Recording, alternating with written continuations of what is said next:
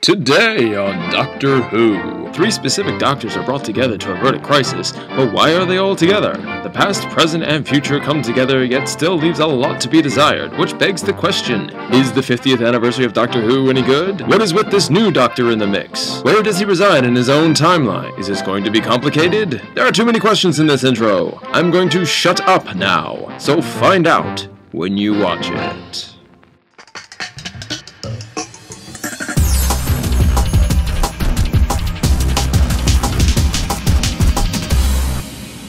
Did you miss me? Okay, apparently not. But here's the deal. Series 7, I didn't give a rating to, mostly because it was uniquely divided into different parts. First part with Amy and Rory's departure, then a Christmas special introducing the new companion Clara.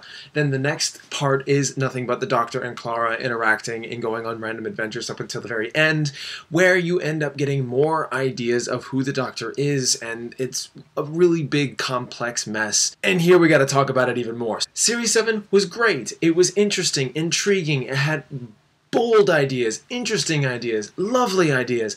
Up until the end, it's still just as lovely. Just a little mind-boggling, and depending on who you are, you may not like it. And for myself, actually, I'm in the mix. So, Series 7 could have been an A+ series. I'm not kidding, because that was that great to me. However, because of its ending, because of adding the War Doctor, who I'm going to talk about, it kind of detracts it a little bit. So I will give Doctor Who Series 7 an A. Now, we can move on. Now to Day of the Doctor. Here's the general makeup of the Doctor. He regenerates when he dies, and each time that he does, a new actor plays him. So, here you have the lineup of the Doctor himself. You have the 1st, 2nd, 3rd, 4th, 5th, 6th, 7th, 8th, 9th, 10th, and our gracious 11th. And the big question is, where does the War Doctor reside in all of this? In between 8 and 9. Meaning he was a forgotten incarnation, not talked about as a secret, meaning there was more story behind something that could have been added onto a already existing Doctor. And we get this. No matter, it's okay.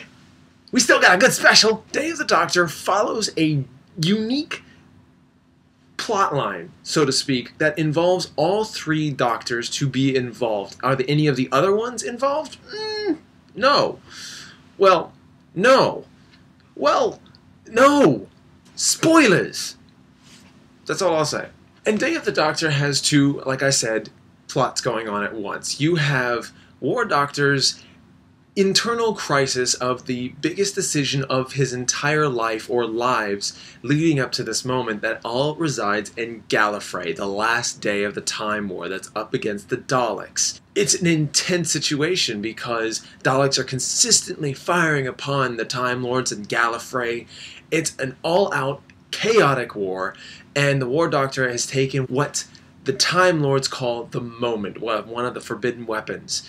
And the Moment is supposedly this sentient type device that was so powerful that they didn't even dare touch it. In the end, War Doctor takes it, and he is basically debating his entire existence over this one moment that could annihilate his entire world. And does he do it? That's when the Christmas Carol story comes in.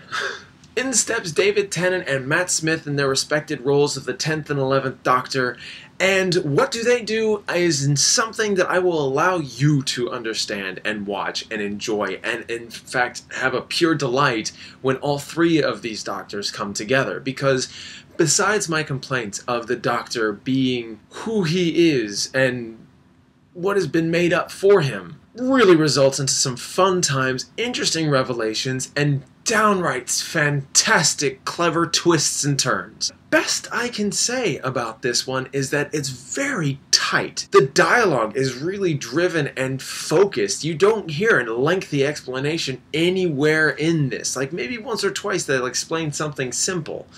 But there's nothing going, oh, well, here we're going to talk about in this scene, and this is going to happen, and that's going to happen. Like, 15 minutes have passed, nothing's happened, and they're just being clever and witty and funny. And then, oh, now something happens. No, this is truly a moving special. I don't think anyone has a waste of time or space in this thing. I swear, there is no time for it, honestly.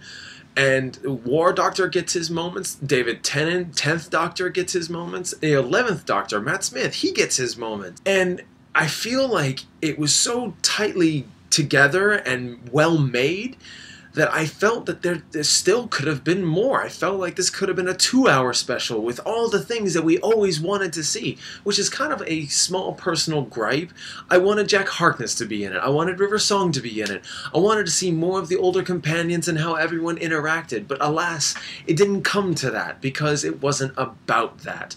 It's a love letter, yes, but at the same time, it is one of those, we have a story to tell and we have to focus it on this. And, of course, they do. Putting my pride aside and wanting to see all of this, it is a fun episode to watch. There is no doubt about it. I did forget to mention the second plotline, which is actually something to do with the Zygons, which really starts with the 10th Doctor's incarnation. When he starts this investigation against the Zygons, that's actually what spirals everything into motion. My only complaint about both timelines coming together, they are very separate storylines, but they're only measured and linked by the Doctor himself, because it does result into a choice by what the Zygons are trying to do and what the human race is trying to do compared to what the Doctor has already made, regrets, and is about to make. So this is part 1 to the specials of my review. The next review is going to be Time of the Doctor, which is going to be Matt Smith's last appearance. Thank you guys so much for watching,